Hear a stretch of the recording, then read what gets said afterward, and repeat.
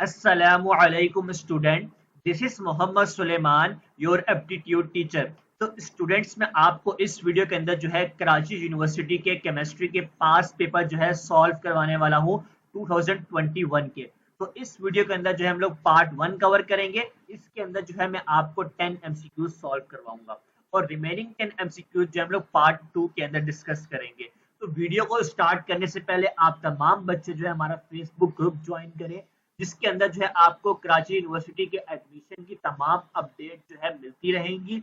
उसके साथ साथ जो है आपने हमारे चैनल नॉलेज पूल को लाजमी सब्सक्राइब करना है, ताकि जो है आपके पास तमाम वीडियोस पहुंच सके और आपकी तैयारी जो है एक बेहतरीन अंदाज के अंदर हो सके। तो एमसीक्यूज को जो है सॉल्व करना स्टार्ट करते हैं।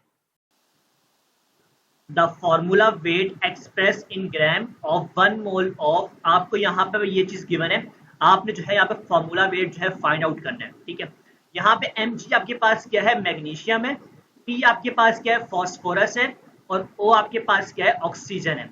यहाँ पे आपके पास एटॉमिक वेट जो है तीनों का सवाल के अंदर पहले से गिवन है। सही है, अब आपने क्या करना है कि आपने इसका जो है सॉल्व करना है, इसको फॉर्मूला वेट फाइंड करना है। ठीक है, किस तरह सॉल्व करेंगे, मैग्नीशियम आपके पास कितना गिवन है, 24 है, तो आपने 24 ले लिया। अब 24 ले लिया, मैग्नीशियम के नीचे कितना लिखा हुआ था, 3 लिखा हुआ था। मैग्नीशियम के नीचे क्या लिखा हुआ है, 3 लिखा हुआ है। इसका मतलब है कि आप 24 को 3 से मल्टीप्लाई कराएंगे। आपने 3 से मल्टीप्लाई करा लिया, उसके बाद अब दरमियान में आप प्लस का साइन लगाएंगे। उसके बाद हमारे पास है फॉस्फोरस। अब फॉस्फोरस आपके पास कितना गिवन है, 31 गिवन है एटॉमिक वेट, आपने 31 लिख दिया। अब 31 के, अब देखो यहाँ पे नीचे क्या है, 1 है, तो मतलब आप इसको 1 से मल्टीप्लाई करोगे और 1 से मल्टीप्लाई करो तो आपके आंसर कोई फर्क नहीं पड़ता। तो इस वजह से मैं यहाँ पे कुछ भी नहीं कर रहा। आगे जो है मैं प्लस साइन लगाऊंगा दोबारा से, और ऑक्सीजन जो है मेरे पास 16 होता है। अब 16 को जो है मैं 4 से मल्टीप्लाई करूंगा, तो 16 मल्टीप्लाई बाय 4 कर दिया मैंने। और अगर आप यहाँ पर देखें, ये जो ट्वाइस यहाँ पर 2 जो लिखा हुआ है, ये 2 जो है ना सिर्फ PO4 के साथ है, तो इसका मतलब मैं इसको 2 से मल्टीप्लाई करवा दूंगा। सही है, अब 24 को आपने 3 से मल्टीप्लाई किया, आपके पास जो आंसर आएगा वो 72 आएगा, प्लस साइन आएगी, 31 आपके पास वैसे ही आ गया, और आपने 16 को मल्टीप्लाई करना है 4 के साथ। जब आप 4 से मल्टीप्लाई करेंगे तो आपके पास आंसर आएगा 64। ठीक है, और मल्टीप्लाई बाय 2 जो है आपके पास वैसे ही रहेगा। अब आप जब इसको ऐड करेंगे 64 को 31 के साथ, और उसको फिर आपने जो है मल्टीप्लाई भी करना है 2 के साथ। ठीक है, तो इसको जो हम लोग सॉल्व करेंगे, अभी 72 आपने वैसे ही लिख दिया। ठीक है, अब 64 अगर मैं ऐड करूं 31 के अंदर, तो मेरे पास क्या आंसर आएगा, 5 और 95 आएगा। ठीक है, तो 95 कुछ है मैंने 2 से मल्टीप्लाई करना है, और 72 मेरे पास यहाँ पे वैसे लिखा हुआ है, तो इसको सॉल्व कर लो तो आपके पास क्या आंसर आएगा, 190 आएगा। ठीक है, देखो भाई, आपने विदाउट कैलकुलेटर सॉल्व करना है सब कुछ, क्योंकि आपके पास टेस्ट में कैलकुलेटर अलाउ नहीं होगा। अब इन दोनों को आपस में ऐड करो तो 262 आपके पास आंसर आएगा। तो यहाँ पे आपका जो है ऑप्शन बी जो है आपके पास यहाँ पे राइट आंसर है। अब इस पीडीएफ के अंदर जो है बहुत सारे एमसीक्यूज के आंसर गलत भी लगे हुए हैं, तो मैं साथ साथ जो है आपको करेक्ट भी करवाता जाऊंगा। The solubility of Ag2SO4 is 2.5 exponent -2। ठीक है, आपके पास जो है सॉल्युबिलिटी गिवन है, जिसको मैं x यहाँ पर रिप्रेजेंट करूंगा, और इसकी वैल्यू क्या है, 2.5 एक्सपोनेंट पावर -2 मोल पर लीटर। इसके बाद जो है आपको क्या फाइंड करना है, सॉल्युबिलिटी प्रोडक्ट फाइंड करना है। इसका मतलब है कि आपने KSP जो है यहाँ पे फाइंड आउट करना है। तो जो सबसे पहले आपके पास Ag2SO4 है, आपने इसको जो है डिसोसिएट करवाना है, Ag2SO4, इसको आपने क्या किया, डिसोसिएट करवाया। तो इससे क्या होगा कि आपके पास Ag जो है ना, यहाँ पर 2 है, तो 2 होने की वजह से आपके पास 2Ag पॉजिटिव आ जाएगा। सही है, प्लस अब SO4 जो है ना आपके पास सिर्फ 1 है, तो इसका क्या मतलब है कि आपके पास SO4 2 नेगेटिव इस तरह आ जाएगा। अब यहाँ पे जो है आपके पास इसका मोल कितना है, 1 मोल है, इसका आपके पास 2 मोल है, और इसका भी आपके पास क्या है, 1 मोल है। अब यहाँ पे जो है मैं इसको x से शो करूंगा, क्योंकि यहाँ पे मेरे पास नंबर ऑफ मोल जो है 1 है, तभी मैंने x लिखा। लेकिन यहाँ पे मेरे पास नंबर ऑफ मोल 2 है, नंबर ऑफ मोल मेरे पास यहाँ पर 2 होने की वजह से जो है मैं यहाँ पर 2x लिखूंगा, और यहाँ पे मेरे पास 1 है, इस वजह से जो है मैं यहाँ पर x लिख दूंगा। ठीक है, अब x की वैल्यू मेरे पास सवाल में गिवन है 2.5 एक्सपोनेंट -2। ठीक है, तो मैंने यहाँ पे लिख दी 2.5 एक्सपोनेंट -2 लिख दी। अब यहाँ पे जो आपके पास x की वैल्यू आपने इसको 2 से मल्टीप्लाई कराना है। जब मैं 2 से मल्टीप्लाई कराऊंगा तो मेरे पास यहाँ पर क्या हो जाएगा, 5 हो जाएगा। तो मैंने क्या लिख दिया, 5 एक्सपोनेंट पावर -2 आ गया, सही है। और यहाँ पे जो है मेरे पास x की वैल्यू आएगी 2.5 एक्सपोनेंट पावर -2 आएगी, सही है। अब आपके पास KSP का फॉर्मूला क्या होता है उसको आपने देखना है। KSP जो है ना आपके पास होता है पॉजिटिव और नेगेटिव आयन का प्रोडक्ट होता है, पॉजिटिव और नेगेटिव आयन का प्रोडक्ट होता है, सही है। अब पॉजिटिव आयन आपके पास ये रहा और नेगेटिव आपके पास ये रहा, तो इसका फॉर्मूला जो है आप अपनी इक्वेशन से बनाएंगे। तो आपके पास Ag पॉजिटिव यहाँ पे आ गया और SO4 2 नेगेटिव आपके पास यहाँ पे आ गया। अब देखो जो इसका जो मोल होता है ना आपके पास, वो इसकी पावर बन जाता है, ठीक है। तो आपके पास यहाँ पर 2 है तो आपके पास इसकी पावर बन जाएगा ये, और यहाँ आपके पास मोल 1 था तो इसकी पावर जो है 1 ही रहेगी। अब आपने वैल्यूज पुट करनी है अपनी। Ag पॉजिटिव की वैल्यू आपके पास क्या थी, 5 एक्सपोनेंट पावर -2 आपके पास थी, ठीक है। तो आपने 5 एक्सपोनेंट पावर -2 लिख दिया यहाँ पर और इसका होल स्क्वायर कर दिया। और यहाँ पे आपके पास जो है 2.5 एक्सपोनेंट पावर -2 है, सही है। अब इसके बाद आप लोगों ने क्या करना है, इसको सॉल्व कर देना है।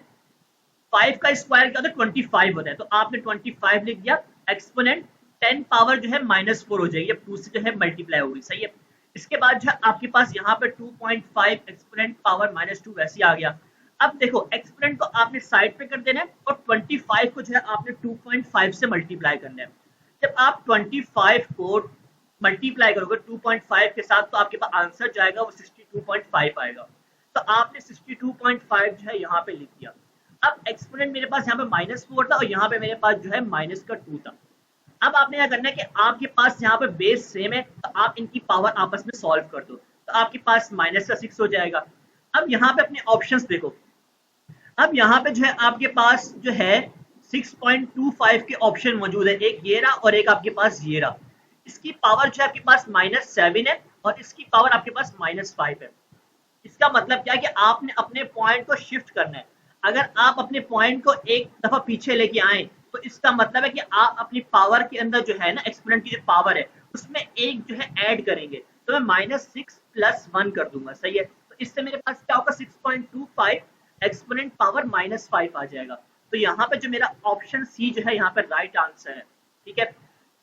अब जो है हमारे पास MCQ समय 43 जो यहाँ पर है, इसके अंदर हमारे पास जो है मेन एडिटिव ऑफ पायरेक्स गिलास इज डैश। बेटा यहाँ पे अगर मैं बात करूं पायरेक्स गिलास की तो ये आपके पास जो है हीट रेजिस्टेंस गिलास होता है। इसका क्या मतलब है कि भाई इसको जो है जितनी भी हीट दे दो इसके ऊपर जो है कोई भी फर्क नहीं पड़ेगा, इससे ये ब्रेक नहीं होगा, टूटेगा नहीं, सही है। अब पायरेक्स गिलास की अगर मैं एप्लीकेशन की बात करूं तो आपके पास टेस्ट ट्यूब होती है या फिर आपके पास जो बीकर होता है उसमें ये यूज होता है पायरेक्स गिलास, सही है। हमारा MCQs क्या था कि यहाँ पे हमें बताना है कि मेन एडिटिव ऑफ पायरेक्स गिलास है क्या। तो जहां पर आपके पास जो B2O3 है ना, जिसको हम लोग कहते हैं बोरॉन ऑक्साइड कहते हैं। जब बोरॉन ऑक्साइड जो है आपके पास सिलिकॉन के अंदर ऐड होता है तो आपके पास जो है पायरेक्स गिलास बन जाता है। तो यहाँ पे आपके पास ऑप्शन डी जो है यहाँ पे इसका राइट आंसर है। 44 MCQs की बात करेंगे कि which one of the following substance when dissolved in water gives acidic solution. तो भाई यहाँ पे हमें जो है चारों ऑप्शंस को सॉल्व करके चेक करना है ताकि आपको ये समझ में आए, सही है। तो हम लोग अभी देखते हैं हमारे पास सबसे पहले क्या है, NaCl है, NaCl है, ठीक है। आपने रिएक्शन करवाना है किसके साथ, वाटर के साथ। तो वाटर आपके पास क्या होता है, H और OH। ये आपके पास पॉजिटिव है और ये आपके पास नेगेटिव है, सही है। अब इसके बाद जो है आपको पता है कि सोडियम क्या होता है, पॉजिटिव होता है और क्लोरीन जो है नेगेटिव होता है।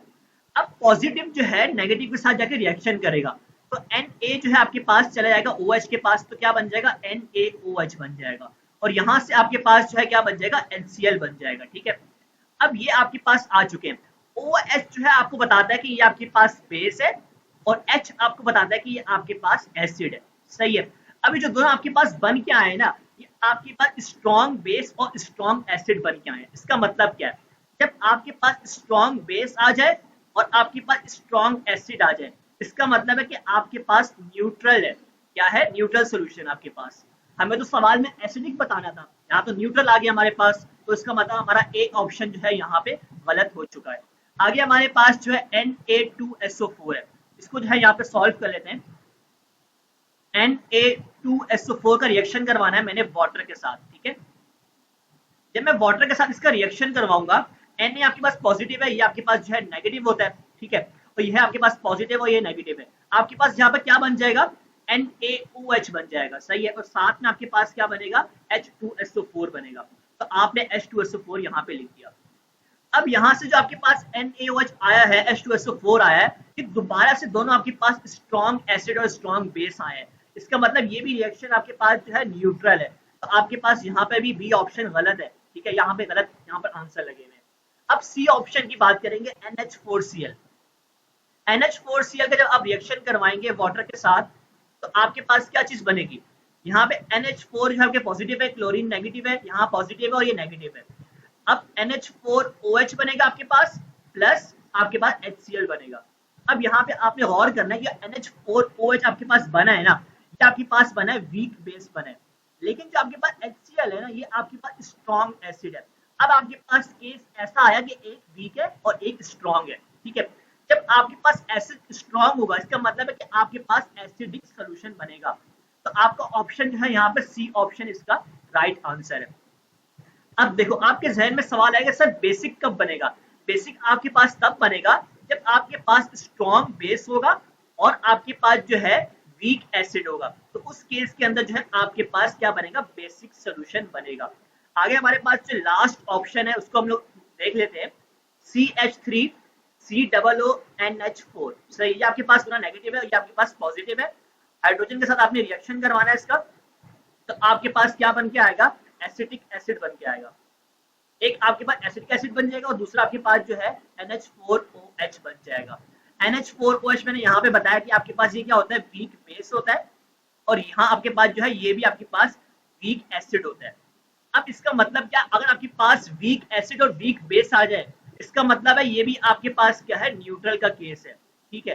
तो आपको मैंने जहाँ पर 3 केस समझाए हैं, एसिडिक के, बेसिक के और न्यूट्रल के। न्यूट्रल आपके पास कब आता है, कि जब आपके पास दोनों स्ट्रॉन्ग हो जाए या दोनों वीक हो जाए, सही है।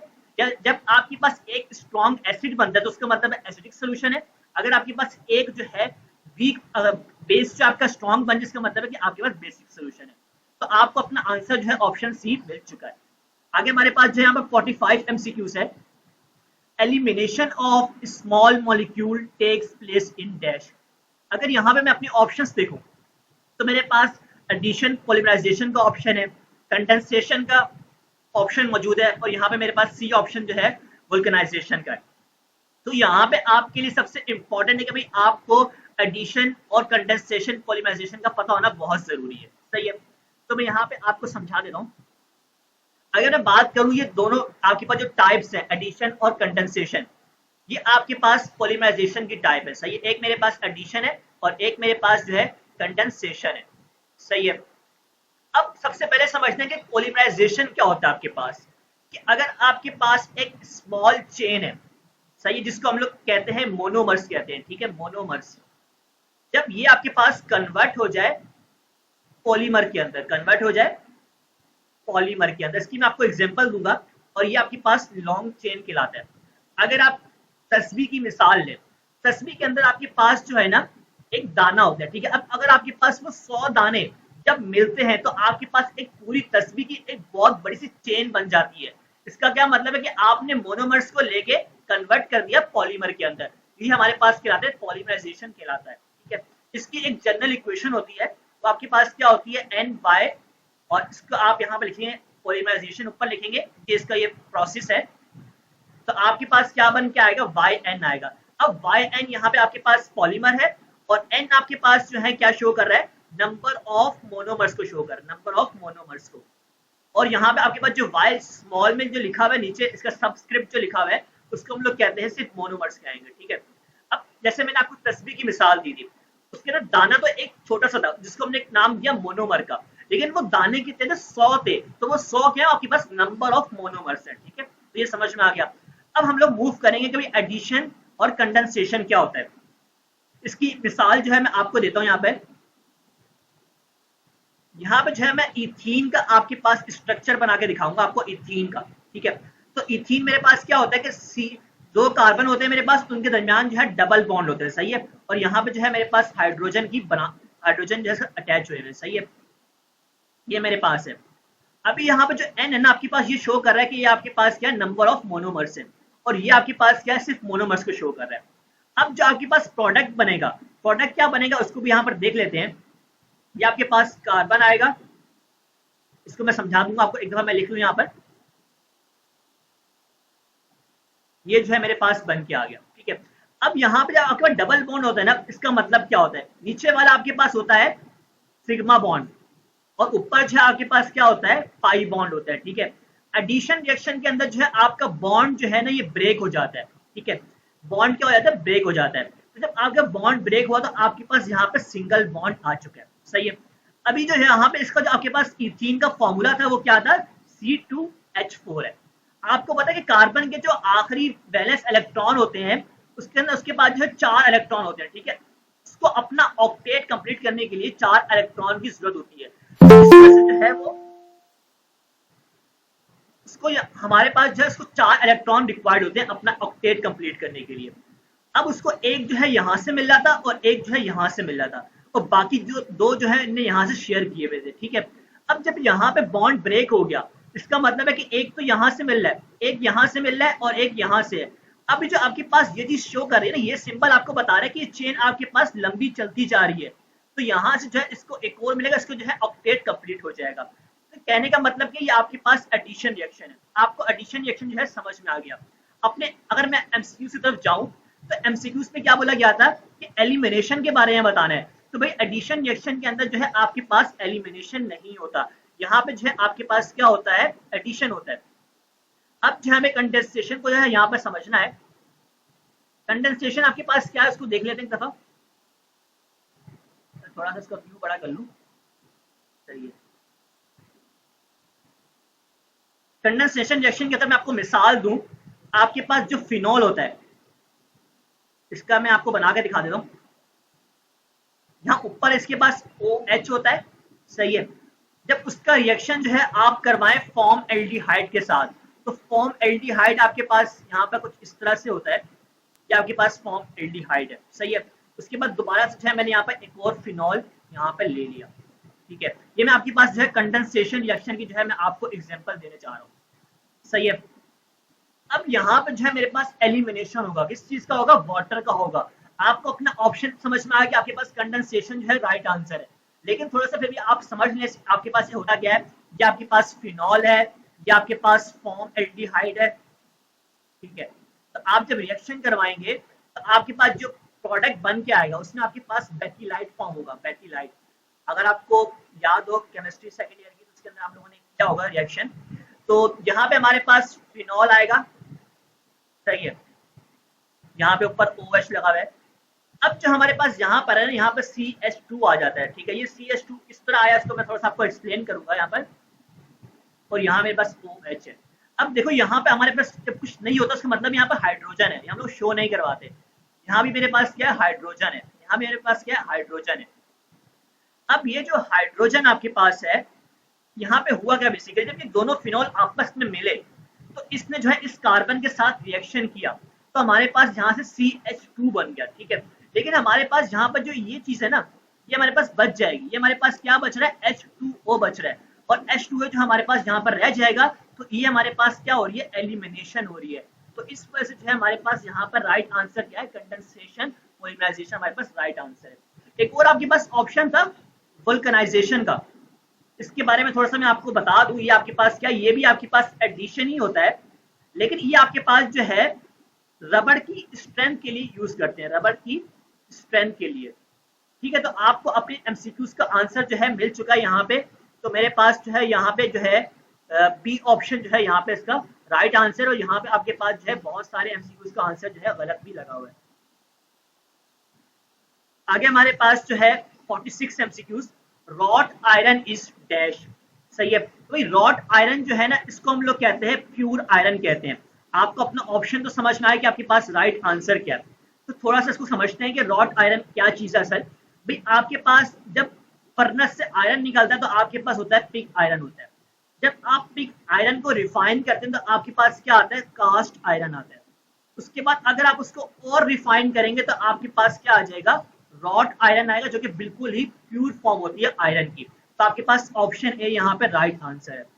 उसके अलावा जो है मैं आपको एक और यहाँ पे एग्जांपल समझाऊंगा।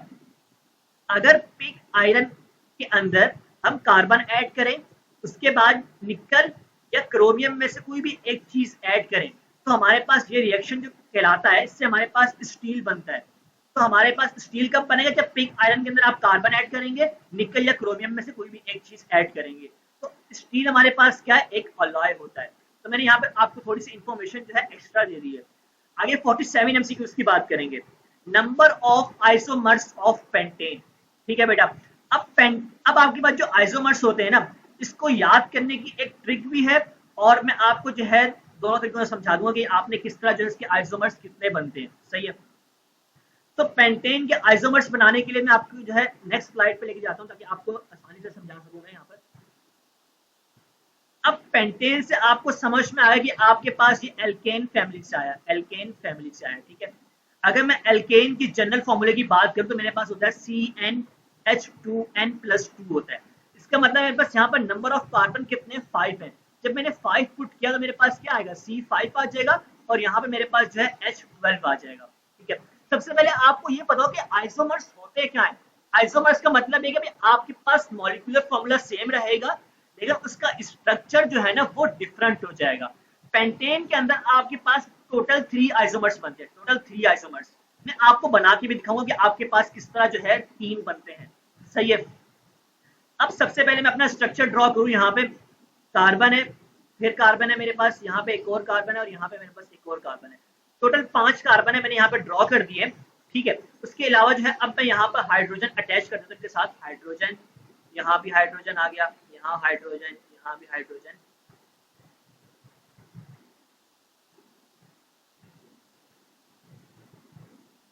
अगर आप इसको ऐड जमा कर लोगे, आपके पास यहाँ पर कार्बन टोटल 5 होंगे और हाइड्रोजन जो है आपके पास टोटल 12 होंगे। सही है, अब आपके जहन में एक सवाल आएगा, सर यहाँ पे कार्बन के साथ आपने 2 हाइड्रोजन लगाए हैं, लेकिन यहाँ पे आपने 3 लगाया, उसकी वजह क्या है।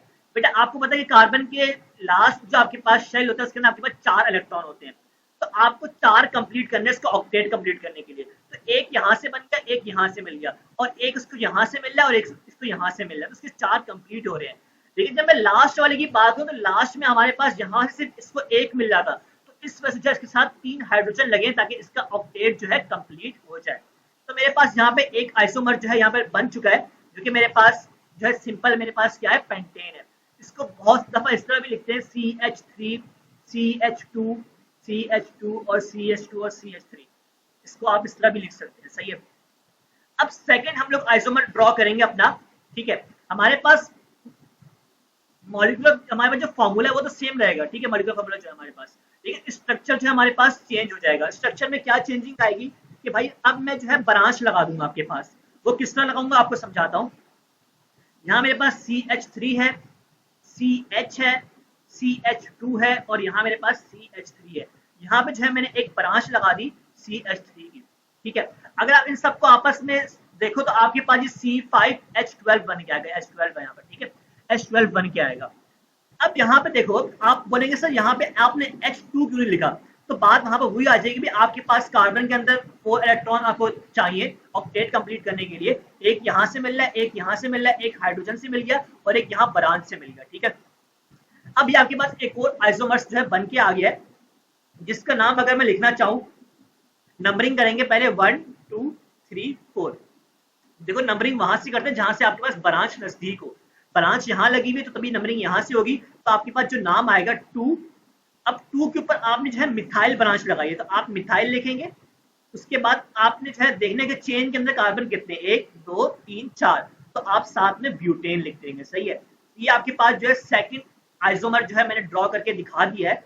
ठीक है, अब इसको आप जो है इस तरह भी लिख सकते हैं, जिस तरह मैंने यहाँ पे ये लिख के दिखाया है ना, तो आप जो है इसको यहाँ पे लिख सकते हैं। तो दोनों तरीके से आप लोग सॉल्व कर सकते हैं। बस फर्क क्या आएगा कि यहाँ पे सिर्फ जो है आपके पास CH3 आ जाएगा, और एक यहाँ से आपके पास कार्बन कम हो जाएगा। मैं आपको जो है फिर भी यहाँ पे बनाकर दिखा दूं ताकि आपको जो है क्लियर हो जाए। ये मेरे पास यहाँ पर 4 कार्बन है क्योंकि यहाँ पर ब्यूटेन आया, सही है।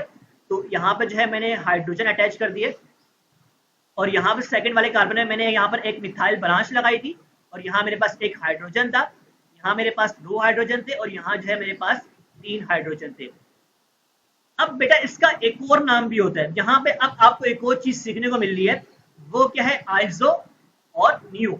आइसो और न्यू में आपके पास क्या फर्क होता है? आइसो बोलता है कि भाई अगर आपके पास चेन के अंदर एक कार्बन के साथ 3 कार्बन लग जाएं, 3 कार्बन लग जाए तो उसको हम लोग कहेंगे आइसो कहेंगे। अगर आप यहाँ पे देखो, आपके पास जो है यहाँ पे एक कार्बन है, इसके साथ एक कार्बन यहाँ भी लग गया, एक यहाँ भी लग गया और यहाँ भी लग गया, मतलब 3 कार्बन जो है इसके साथ लग चुके हैं, तो इसका जो है आपके पास एक और नाम भी आ सकता है स्ट्रक्चर का, उसको हम लोग कहते हैं आइसोपेंटेन बोलेंगे। पेंटेन क्यों बोला है? आपके पास टोटल कार्बन तादाद जो है 5 है, तभी मैंने आइसोपेंटेन लिखा है, सही है। अब यहाँ पे ये न्यू क्या चीज है, इसको मैं डिस्कस करूंगा आगे जब मैं आपको तीसरा आइसोमर समझा रहा हूँ, सही है। अब यहाँ पे हमारे पास जो थर्ड आइसोमर है वो क्या है, उसको देखते हैं। यहाँ पर आपके पास यहाँ पे एक कार्बन है, इस कार्बन के साथ आपके पास एक CH3 यहाँ पे आ गया, एक CH3 यहाँ आ गया, एक CH3 आपके पास यहाँ पे आ गया और एक CH3 आपके पास यहाँ पे आ गया। आप इसको ऐड करोगे C5H12 ही बनेगा, ठीक है। अब जो है आपके पास न्यू क्या होता है? न्यू में होता है कि एक कार्बन के साथ आपके पास 4 कार्बन अटैच हो जाए। अब यहाँ पे देखो एक कार्बन ये लगा हुआ है, एक ये रहा, एक ये रहा और एक ये रहा, तो 4 कार्बन जो है आपके पास चेन में लगे हुए हैं एक ही कार्बन के साथ, तो मतलब ये कि आप इसको नाम क्या दोगे, न्यू पेंटेन, सही है। तो हमारे पास एक नाम यहाँ पर ये आ चुका है। उसके अलावा इसको आप एक और नाम दे सकते हो कि अगर आप इसको जो है नंबरिंग करो इसकी, यहाँ पर U 1 2 3, आपके ऊपर 2 के ऊपर 2 ब्रांच लगी हुई है, 2,2 और डायमिथाइल लिखूंगा इसको मैं, डायमिथाइल, और मेरे पास चेन के अंदर 3 कार्बन है, तो मतलब क्या आएगा मेरे पास यहाँ पर, प्रोपेन आएगा, सही है। तो यहाँ पे आपको समझ में आ गया, आइसोमर्स का कॉन्सेप्ट समझ में आ गया, कितना बड़ा करके मैंने आपको समझाया ताकि आपको चीज क्लियर हो जाए। तो यहाँ जो है मेरे पास कौन सा ऑप्शन ठीक है मैं आपको बता देता हूँ। आपके पास यहाँ पे ऑप्शन जो है बी इसका राइट आंसर है। अब आपके जहन में ये सवाल आएगा, सर अगर हमारे पास मीथेन के लिए वो बोल दे, या हमारे पास इथेन के लिए बोल दे, या फिर प्रोपेन के लिए यहाँ पे हमारे पास सवाल आ जाए कि कितने आइसोमर्स होते हैं, तो इन तीनों के अंदर ना आपके पास आइसोमर्स जो है ना 1 के बराबर होते हैं, इसके बराबर होते हैं, 1 के बराबर होते हैं।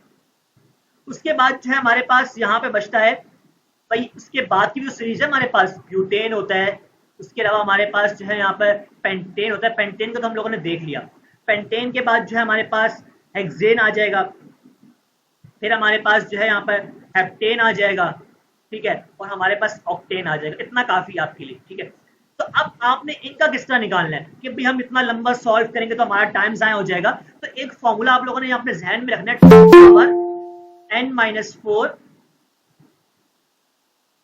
2 पावर n-4 प्लस 1, ठीक है बेटा। अब n की वैल्यू यहाँ पे आपके पास क्या है, नंबर ऑफ कार्बन को शो करिए। ये तो आपके पास फॉर्मूला है, ये आपके पास इन 3 के लिए नहीं है, इन 3 का तो आपको समझ में आ गया ये 1 के बराबर है। अब आपके पास जो 4 नंबर में ब्यूटेन है, ब्यूटेन के अंदर आपके पास कितने कार्बन होते हैं, 4 होते हैं। इसका मतलब आप n की जगह पे क्या पुट करोगे, 4 पुट करोगे। जब 4 पुट किया तो 4 - 4 हो गया और प्लस का 1 हो गया। अब जब सॉल्व करोगे तो आपके पास 2 की पावर क्या आ जाएगी, 0 आ जाएगी और प्लस 1 आ जाएगा। तो 2 की पावर 0 का मतलब क्या होता है, 1 होता है। 1 + 1 क्या हो जाएगा, 2। मतलब ब्यूटेन के अंदर मेरे पास आइसोमर्स कितने होंगे, 2 होंगे। अब पेंटेन का भी इसी फॉर्मूले से निकालेंगे, ठीक है। अब पेंटेन के लिए आपने क्या करना है, n की वैल्यू क्या पुट करनी है, 5 पुट करनी है, ठीक है।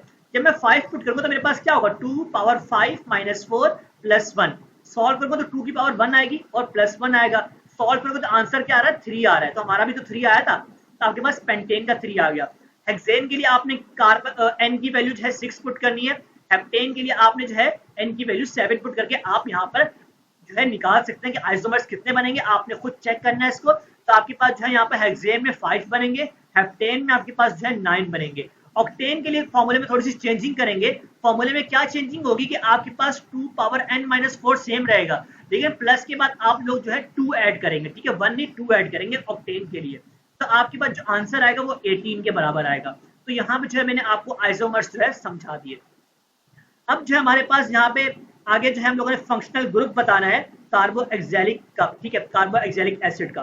तो यहाँ पे जो मेरे पास 4 ऑप्शंस मौजूद हैं, तो इनको जो हम लोग 1 बाय 1 जो है यहाँ पर डिस्कस करेंगे। तो सबसे पहले आपको पता होना चाहिए कि भाई फंक्शनल ग्रुप होता क्या है। इसका मकसद क्या है? ये फंक्शनल ग्रुप जो है ना आपको फैमिली को आइडेंटिफाई करने के लिए होता है ऑर्गेनिक कंपाउंड की, सही है। अब यहाँ पे आपके पास जो OH होता है ये आपके पास शो करता है अल्कोहल को। आपके OH नजर आ जाए तो आप समझेंगे भी अल्कोहल फैमिली से बिलोंग कर रहा है। अब CHO अगर आपके पास आ जाए इसका मतलब ये आपके पास एल्डिहाइड है, और अगर आपके पास COOH आ जाए इसका मतलब है कि आपके पास कार्बोक्सिलिक है। तो आपके पास जो है सी ऑप्शन आपके पास इसका राइट आंसर है। अब 4 जो आपके पास NH2 है ना, ये आपके पास अमाइन फैमिली का, ठीक है। तो आपके पास जो है डी ऑप्शन यहाँ पे अमाइन का, तो आपके पास सी ऑप्शन जो है यहाँ पे राइट आंसर है। बहुत सारे ऑप्शन यहाँ पे गलत लगे हुए, तो आपने इसको ठीक कर लेना साथ साथ। आगे 49 MCQs की बात करेंगे। यहाँ पर बात की जा रही है कि in electrolysis reduction take place at dash. तो इसके लिए आपको बहुत ही आसान कॉन्सेप्ट याद करना है, OARC। OARC याद कर लेना है। O का मतलब है ऑक्सीडेशन, A का मतलब है एनोड, ठीक है। R का मतलब है रिडक्शन, C का मतलब है कैथोड। आपसे बात की रिडक्शन की, तो रिडक्शन में आपके पास क्या होगा? कैथोड होगा। तो आपके पास ऑप्शन बी ठीक है। अगर यहीं पे सवाल में चेंजिंग करता, ऑक्सीडेशन बोलता, तो फिर आपके पास जो है एनोड होगा। बहुत बच्चे जो है कंफ्यूज होते हैं, उनको याद नहीं रहता कि भाई रिडक्शन के ऊपर हमारे पास एनोड होगा या कैथोड होगा। तो आपने OARC से आप लोग जो है यहाँ पे याद कर सकते हैं। आगे हमारे पास 50 MCQ से कि Fe2O3 जो है किस चीज का और है, सही है। तो हमारे पास जो है यहाँ पे जो राइट आंसर है वो है ऑप्शन ए। उसके अलावा जो बाकी ऑप्शन मौजूद है मैं आपको उनका बता देता हूँ। मैग्नीटाइट जो हमारे पास होता है ये हमारे पास Fe3O4 होता है, सही है। और सिडीराइट जो हमारे पास होता है ये हमारे पास FeS होता है। उसके अलावा जो हमारे पास यहाँ पे आयरन फाइराइड लिखा हुआ है ये हमारे पास जो है FeS2 होता है। बेटे आपके पास जो है इस वीडियो के अंदर जो है हम लोगों ने 10 MCQ जो है सॉल्व कर लिया। आई होप आपको ये 10 MCQ जो है समझ में आए होंगे। तो आपने इसको अपने पास जो है प्रॉपर नोट भी करना है, और आपने इस वीडियो को लाजमी लाइक करना है, और अपने दोस्तों के साथ जो है इसको शेयर करना मत भूलिएगा। तो इससे जो है मुझे मोटिवेशन मिलेगा, मैं आपके लिए मजीद इस तरह की वीडियोस जो है अपलोड करता रहूंगा। Thank you for watching this video and subscribe knowledgeful for more videos.